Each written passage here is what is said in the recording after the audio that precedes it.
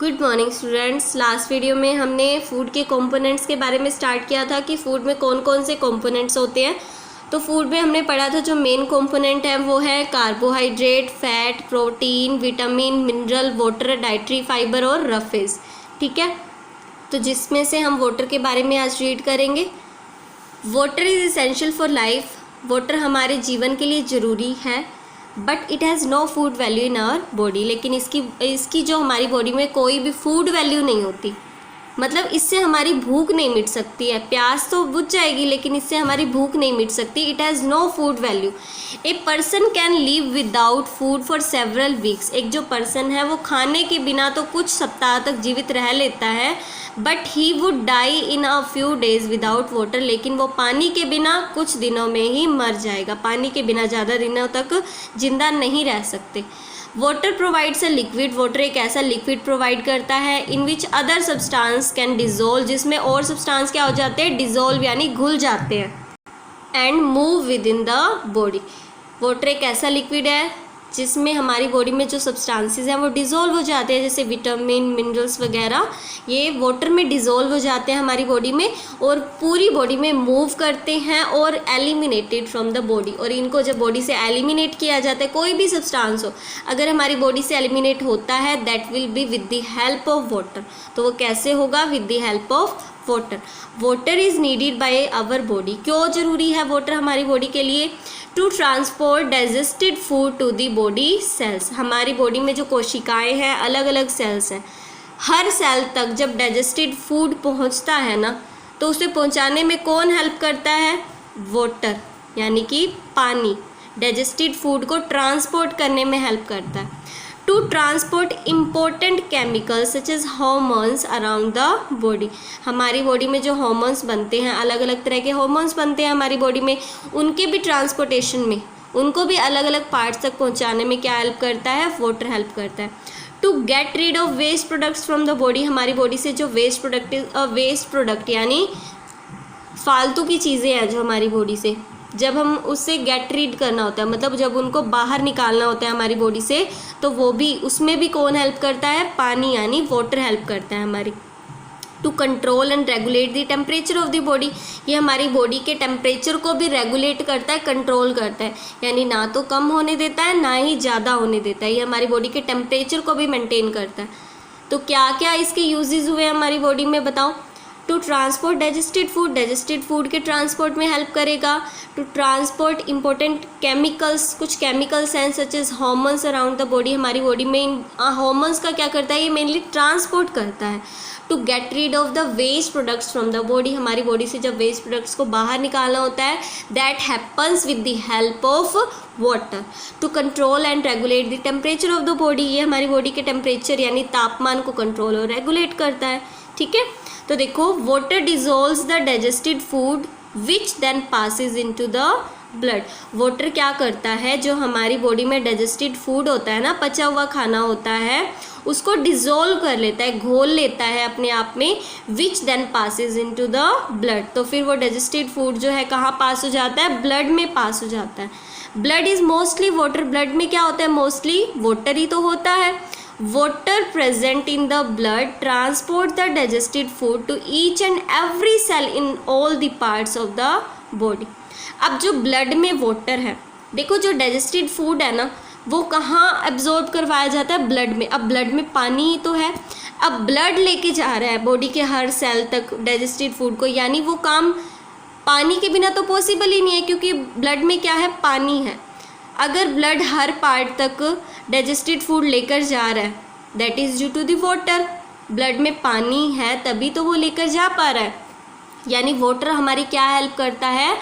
To transport digested food को transport करने में, क्योंकि ब्लड में जब वो डाइजेस्टेड फूड जाएगा तो ब्लड में तो ऑलमोस्ट पानी है, तो पानी की हेल्प से ही तो फूड, जो डाइजेस्टेड फूड है, उसका ट्रांसपोर्टेशन किया जा रहा है। The water in blood also carries chemicals like hormones around the body. अब जो ब्लड में क्या होता है? वाटर होता है। देखो जो हॉर्मोन्स होते हैं ना, वो एंडोक्राइन ग्लैंड्स के द्वारा हमारे ब्लड स्ट्रीम में डायरेक्टली इंजेस्ट किए जाते हैं। अब वो जो हार्मोन्स है अलग अलग बॉडी पार्ट तक जाएंगे, वो है ब्लड की हेल्प से ही जाएंगे। अब ब्लड में क्या है, वाटर, यानी हम ये कह सकते हैं हार्मोन्स अगर अलग अलग बॉडी पार्ट तक जा रहे हैं that is with the help of water. किसकी हेल्प से, वाटर की हेल्प से ही जा रहे हैं, क्योंकि ब्लड में ऑलमोस्ट क्या है, वाटर ही है। Water also dissolve waste products of the body so that they can be removed through urine and sweat। Water क्या करता है, हमारी बॉडी में जो भी वेस्ट प्रोडक्ट है उसको अपने आप में डिसॉल्व कर देता है, ताकि उनको बॉडी से यूरिन के थ्रू चाहे स्वेट यानी पसीने के थ्रू हमारी बॉडी से बाहर निकाला जा सके। ठीक है, आगे देखो, water controls and regulates the temperature of our body by the process of sweating and evaporation. Water जो है वो हमारी बॉडी के टेम्परेचर को कंट्रोल और रेगुलेट करता है। कौन सी प्रोसेस से रेगुलेट करता है, by the process of sweating, पसीने की प्रोसेस से, एंड इवेपोरेशन की प्रोसेस से। पसीना क्या होता है, भाप बन के उड़ जाता है, वो होती है इवेपोरेशन। अब ये होता कैसे है, when the outside temperature is high, जब बाहर का टेम्परेचर बहुत ज़्यादा हाई हो जाता है, मतलब तापमान बहुत बढ़ जाता है, बहुत ज़्यादा गर्मी हो जाती है ना जब हमारे चारों तरफ, वाटर लूजेज आउट होना था यहाँ पर, water loses out through the skin in the forms of sweat. तो वाटर जो है हमारी बॉडी में, वो हमारे स्किन में छोटे छोटे पोर्स होते हैं ना, मैंने आपको बताया तो छोटे छोटे हमारे स्किन में होल्स होते हैं, पोर्स होते हैं जिन्हें बोलते हैं। तो हमारी बॉडी का जो वाटर है वो उन पोर्स के थ्रू बाहर आने लगता है पसीने की फॉर्म में। when the sweat evaporates from the body, और जब ये पसीना बॉडी से इवेपोरेट होता है, मतलब भाप बन के उड़ता है ना, इट टेक्स द हीट। तो भाप बनने के लिए क्या चाहिए होती है, गर्मी चाहिए होती है, हीट चाहिए होती है। तो ये हीट किससे लेता है, हमारी बॉडी से लेता है। अब इसने हीट ले ली हमारी बॉडी से और ये भाप बन के उड़ गया। अब हमारी बॉडी में तो हीट कम होगी ना, यानी गर्मी कम हो गई, और हमें कैसा फील हुआ, कूल फील हुआ, कंफर्टेबल फील हुआ।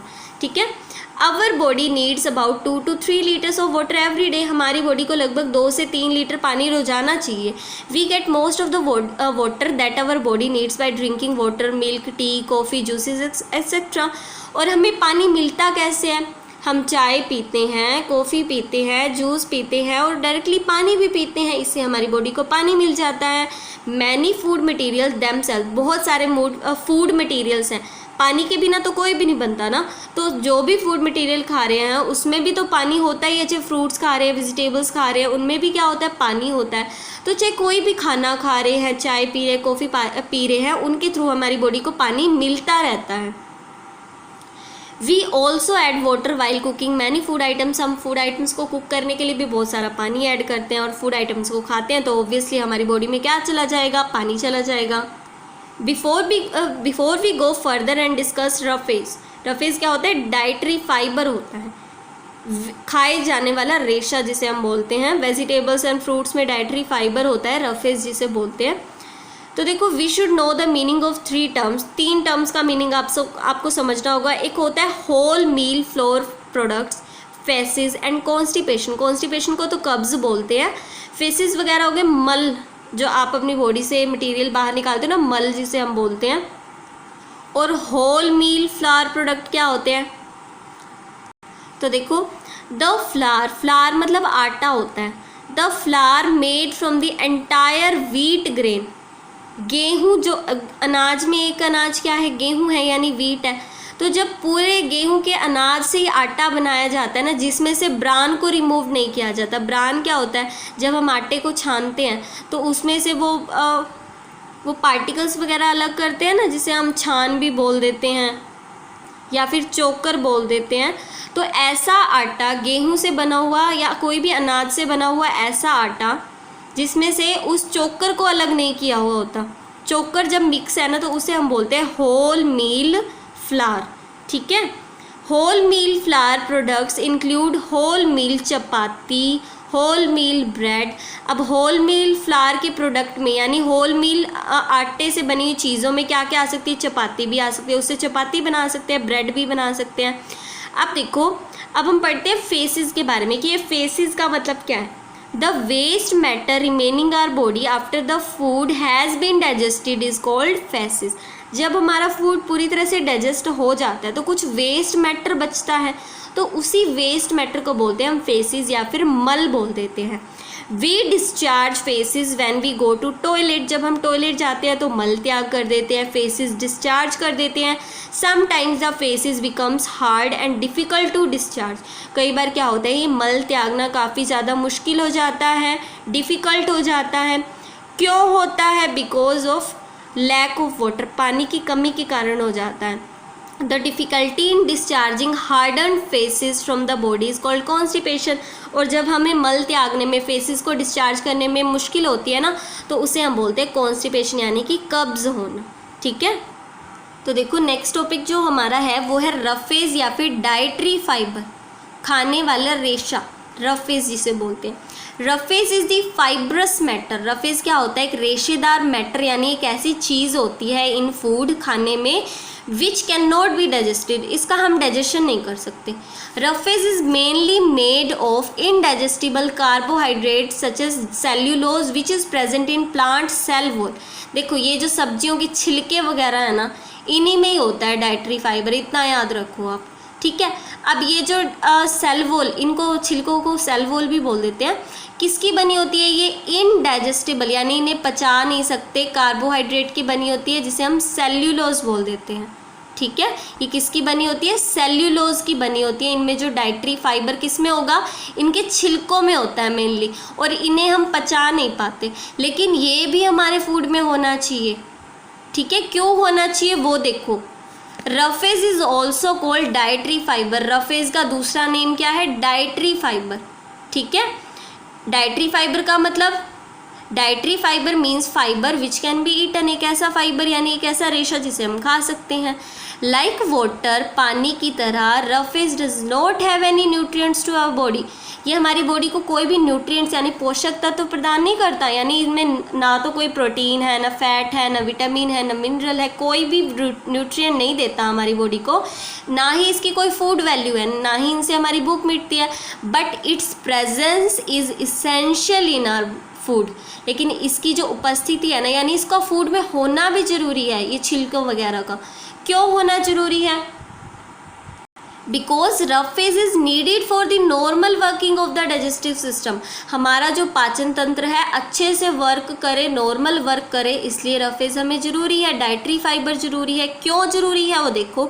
Roughage provides bulk to the food, keeps the food and waste matter moving along the small intestine and helps to prevent constipation.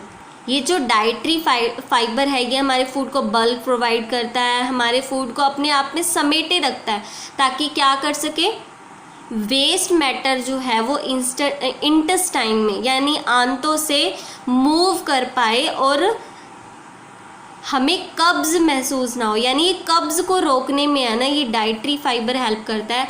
In simple words अगर मैं आपको बताऊं तो ये कॉन्स्टिपेशन को प्रिवेंट करने में हेल्प करता है, कब्ज़ को रोकने में हमारी हेल्प करता है, यानी कि जो हमारी बॉडी से वेस्ट प्रोडक्ट्स निकलते हैं ना फेसिस की फॉर्म में, उन्हें ईजिली रिमूव होने में हमारी हेल्प करता है ये dietary fibre. Roughage is provided mainly by the plants product which we include in our food, हमारे फूड में जो भी प्लांट्स के प्रोडक्ट होंगे ना, उन्हीं में ये छिलके वगैरह हैं, उन्हीं में क्या होता है, रफेज होता है। Some of the good sources of roughage in our food are vegetables, whole meal flour products such as whole meal chapati, whole meal bread. हमारे फूड में डाइटरी फाइबर यानी रफेज के सोर्सेज क्या हैं जिनसे हमें डाइटरी फाइबर मिल सके, तो वो है वेजिटेबल, फ्रूट्स में भी होता है ये कईयों में, होल मील फ्लावर प्रोडक्ट्स जो होते हैं जैसे कि होल मील चपाती हो गई, रोटी जिसे बोलते हैं, ब्रेड वगैरह हो गए, तो इनमें क्या होता है, डाइटरी फाइबर होता है जो कॉन्स्टिपेशन को प्रिवेंट करने में हेल्प करता है और हमारी बॉडी से वेस्ट मैटर को ईजिली रिमूव होने में, ईजिली डिस्चार्ज होने में हमारी हेल्प करता है।